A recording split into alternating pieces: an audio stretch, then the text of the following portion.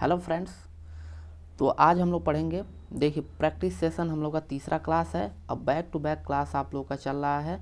हम लोग का टारगेट है 10 दिन के अंदर लगभग 40 क्लास को कंप्लीट करना। वो भी क्लास तो बड़ा नहीं होगा, लेकिन जितने भी क्लास होंगे वो भी बहुत एग्ज़ाम की दृष्टि से महत्वपूर्ण होंगे। और हम लोग का क्लास चल रहा है हिंदी का, ठीक है। प्रीवियस ईयर के जितने क्वेश्चन हैं उसी के पैटर्न पे जितने नए क्वेश्चन बनने वाले हैं आपको एग्ज़ाम में डायरेक्ट देखने को मिलेगा, ठीक है। तो अब हम लोग बिना देरी किए हम लोग क्लास को शुरू करते हैं। तो आप जितने लोग नए हैं तो चैनल का नेम है L2H स्टडी, आप लोग इसको सब्सक्राइब कर सकते हैं, ठीक है। इसको आप सब्सक्राइब कर सकते हैं। और देखिए, शुरू से जिनको क्लास करना है, प्रैक्टिस सेट 1 से जिनको क्लास करना है, तो वो डिस्क्रिप्शन बॉक्स में जाएंगे तो वहाँ पे प्लेलिस्ट का हमने लिंक ऑलरेडी दे दिया है। वहाँ जैसे आप लोग क्लिक करेंगे तो शुरू से आप लोग को यहाँ पे नंबर जो आप रहेगा, जो छूटा रहेगा वहाँ से आप लोग पढ़ सकते हैं, ठीक है। तो चलिए हम लोग बिना देरी किए हम लोग क्लास को शुरू करते हैं। तो आज का हमारा जो पहला क्वेश्चन है, निम्नलिखित विकल्पों में से कौन सा विकल्प नीचे दिए गए सही विलोम शब्द है। यानी कि देखिए, यस आपका दे दिया है, यस ये आपका क्वेश्चन दिया है, इसका विलोम बताना है। तो देखिए, यस का जो विलोम शब्द होता है, बहुत लोग करके आते हैं यशहीन, जो बिल्कुल गलत है। यस का जो विलोम शब्द है वो आपका होता है अपयश होता है, ठीक। अब देखिए, बात कर लेते हैं कि अपयश का अर्थ क्या होता है, इसको समझ लेते हैं। तो उसके पहले देखिए, सबसे पहले हम लोग समझते हैं यशहीन का मतलब क्या होता है। यशहीन समझ जाएंगे तो अपयश ऑटोमेटिक समझ जाएंगे। तो देखिए, यशहीन का होता है अर्थ प्रसिद्धि की कमी, प्रसिद्धि की कमी, प्रसिद्धि की कमी, प्रसिद्धि की कमी होती है। अब कुयस का अर्थ होता है, देखिए कुयस का होता है बुरी प्रसिद्धि, बुरी प्रसिद्धि होता है, ठीक। और सुयस का, देखिए सुयस का जो अर्थ होता है, सु का मतलब ये होता है, देखिए जब भी कोई आगे सा आता है तो समझिए सकारात्मक बातें हो रही हैं। तो ये होता है अच्छी प्रसिद्धि, अच्छी प्रसिद्धि। जैसे सुविचार, सुंदर, सुव्यवहार, ऐसे आप लोग सुने ही होंगे, अच्छी प्रसिद्धि, ठीक है। तो उसी तरह आप लोग ऐसे यश का हो गया, यश का मतलब होता है कि प्रसिद्धि होता है, और अपयश का होता है प्रसिद्धि, बहुत प्रसिद्धि की कमी होता है या फिर प्रसिद्धि ना होना, ठीक है।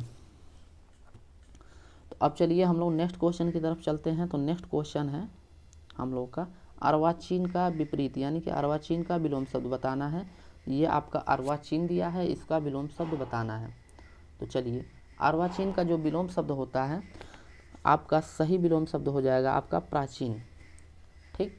अर्वाचीन का जो विलोम शब्द होता है ये आपका हो जाएगा प्राचीन। तो अब बात कर लेते हैं आगे जो है, देखिए नवीन का विलोम शब्द क्या होता है। देखिए, नवीन का जो विलोम शब्द होता है वो होता है प्राचीन, यानी कि प्राचीन और नवीन आपस में क्या है, समानार्थी शब्द है, ठीक है। अरे सॉरी, प्राचीन का इसका विलोम ही, यानी कि नवीन का विलोम शब्द है आपका प्राचीन, ये समानार्थी नहीं होता है। नवीन का मतलब तो नया होता है, नया निर्माण होता है, ठीक है। अब देखिए, अब बात कर लेते हैं कठिन का। कठिन का विलोम शब्द सबको पता है, कठिन का होता है सरल, आसान। तो सरल, आसान, जो भी कहना हो आप लोग कह सकते हैं, ठीक। अब देखिए, थोड़ा सा हम लोग यहाँ पे विलोम शब्द और लिख लेते हैं जो कि एग्जाम के दृष्टिकोण से महत्वपूर्ण हो सकता है। देखिए, अज्ञ का विलोम शब्द लिखते हैं। अज्ञ का विलोम शब्द आपका हो जाएगा विज्ञ, अज्ञ का विलोम शब्द हो जाएगा विज्ञ। एक आप तो कह सकते हैं प्रज्ञ, ठीक। अज्ञ का विलोम शब्द होता है विज्ञ, अब एक कह सकते हैं प्रज्ञ। अब बात कर लेते हैं अथ का विलोम शब्द। तो ये भी आपका एग्जाम में पूछा हुआ था, और ये सब जितने लिखवा रहे हैं ये सब एग्जाम में पूछा हुआ है। अथ का है इति होता है, ठीक। अब बात कर लेते हैं उदार का। तो उदार भी आपका एग्जाम में आया था। तो उदार का विलोम शब्द हो जाएगा कृपण, कृपण हो जाएगा, ठीक। अब बात कर लेते हैं कृति का, लिख लीजिए। तो कृति का आपका हो जाएगा, सॉरी कृति ऐसे नहीं रहेगा, ये रहे, कृति का विलोम शब्द हो जाएगा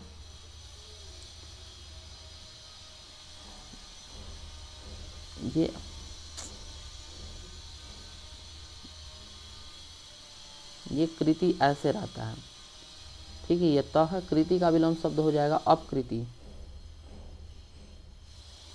अपकृति, ठीक।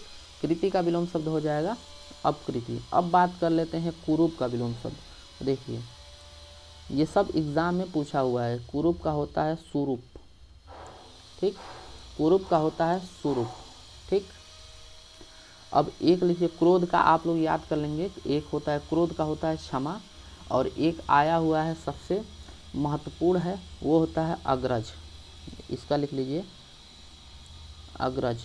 अग्रज का मतलब होता है, देखिए अग्रज का मतलब होता है, इसका अर्थ होता है बड़ा, तो अनुज का अर्थ हो जाएगा छोटा। ये आपस में विलोम शब्द है, ठीक। अनुज का मतलब होता है छोटा। तो इतना पॉइंट आप लोग को यहाँ से क्लियर हो गया। अब चलिए नेक्स्ट क्वेश्चन के तरफ चलते हैं। तो नेक्स्ट क्वेश्चन देखिए है आपका जारज। देखिए जारज का विलोम शब्द क्या होता है। तो देखिए जारज का विलोम शब्द बताना है।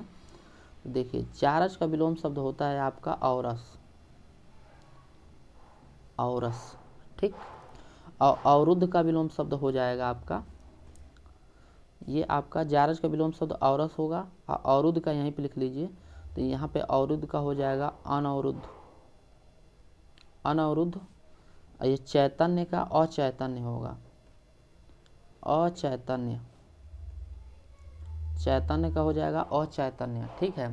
तो इसका आप लोग बिल्कुल याद रखेंगे। अब देखिए मान के चलिए कि जारज का अर्थ क्या होता है, थोड़ा सा इसे समझ लेते हैं। तो देखिए जारज का जो अर्थ होता है ना, देखिए ये आप लोग ऐसे कह सकते हैं, वह संतान जो जैसे विवाह के संबंध के बाद जो उत्पन्न होता है, ठीक है, उसको हम लोग कहते हैं जारज, ठीक है।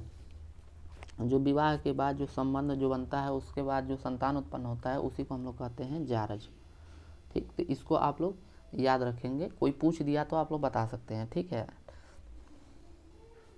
अब औरस का आप लोग ऐसे ही अनुमान लगा सकते हैं जो विवाह के पहले उत्पन्न हो गया हो, ठीक है, बिना संबंध बनाए आपको विवाह से पहले जो उत्पन्न हो गया उसे औरस कहते हैं। अब चलिए नेक्स्ट क्वेश्चन की तरफ चलते हैं। चलिए नेक्स्ट क्वेश्चन है, निम्नलिखित में से 4 विकल्प दिए गए हैं, अब विपरीत का अर्थ बताइए। नित्य का हम लोग को विलोम शब्द बताना है। तो नित्य का विलोम शब्द देखिए, तो नित्य का विलोम शब्द आपका सही आंसर हो जाएगा अनित्य हो जाएगा। अब बात कर लेते हैं नित्य का अर्थ क्या होता है। तो देखिए नित्य का जो अर्थ होता है ना, देखिए किस बेस पे हम लोग कह रहे हैं उसको थोड़ा सा हम लोग समझते हैं। नित्य का अर्थ होता है प्रतिदिन, ठीक, प्रतिदिन, चाहे हर रोज कह सकते हैं, हर रोज कह सकते हैं, ठीक।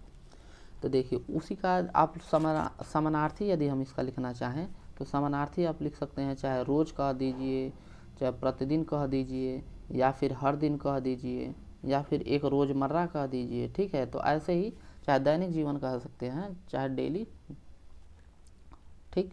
अब बात कर लेते हैं और विलोम शब्द के बारे में। तो देखिए यहाँ पे हम लोग किसका विलोम शब्द, हरदम, हरदम का विलोम शब्द है। तो ये तो कोई वर्ड हुआ नहीं, हमेशा, इसमें से कोई विलोम शब्द नहीं है, ठीक है। तो हम लोग एक ही ऑप्शन है, आप लोग कह सकते हैं। नवीन का हम लोग बता ही चुके हैं, नवीन का प्राचीन आप लोग को पिछले क्लास में, चाहे इसी में पीछे वाले में डिस्कस किए हैं। तो ये आपका प्राचीन हो गया, और हरदम का ऐसा कोई है नहीं, ठीक है। तो हम लोग चलिए नेक्स्ट क्वेश्चन की तरफ। देखिए अब थोड़ा सा हम लोग कुछ पॉइंट लिख लेते हैं, जैसे विलोम शब्द के बारे में लिखिए, जैसे अनुदार लिख लीजिए, ये भी आपका पूछा हुआ है। तो अनुदार का होता है विलोम शब्द प्रतिक्रियाशील, प्रतिक्रियाशील, प्रतिक्रियाशील, ठीक। अनुदार का विलोम शब्द ये आपका पूछा हुआ था। और ये आपका एक लिख लीजिए अंतर्मुखी, अंतमुखी, चाहे अंतर्मुखी कह सकते हैं। अंतर्मुखी का विलोम शब्द होता है बहिर्मुखी, ठीक, बहिर्मुखी, बहिर्मुखी कह सकते हैं। एक लिख लीजिए रित। तो ये सब आप लोग बिल्कुल याद रखेंगे। आप लोग एक बार नहीं, 2 बार नहीं, क्लास जितना टाइम मिले आप लोग यहाँ से अच्छे से रिवीजन कीजिए, ताकि आप लोग को एग्जाम में अच्छा से अच्छा और स्कोर हो सके, ठीक है। रित का अनृत कह सकते हैं, ठीक। तो ये सब आपके एग्जाम में पूछे हुए थे। तो चलिए दोस्तों यहाँ पे यहीं पे क्लास को ब्रेक करते हैं, ठीक है। यदि आप लोगों को क्लास अच्छा लगा होगा तो क्लास को लाइक करिए, ठीक है, और शेयर करना बिल्कुल ना भूलें, ताकि उन लोगों की हेल्प हो सके जो वाकई में एग्ज़ाम में और एग्ज़ाम को क्वालिफाई करना चाहते हैं और वर्दी को पहनना चाहते हैं, ठीक है। और यहाँ पे सब्सक्राइब करना भी बिल्कुल ना भूलें, ठीक।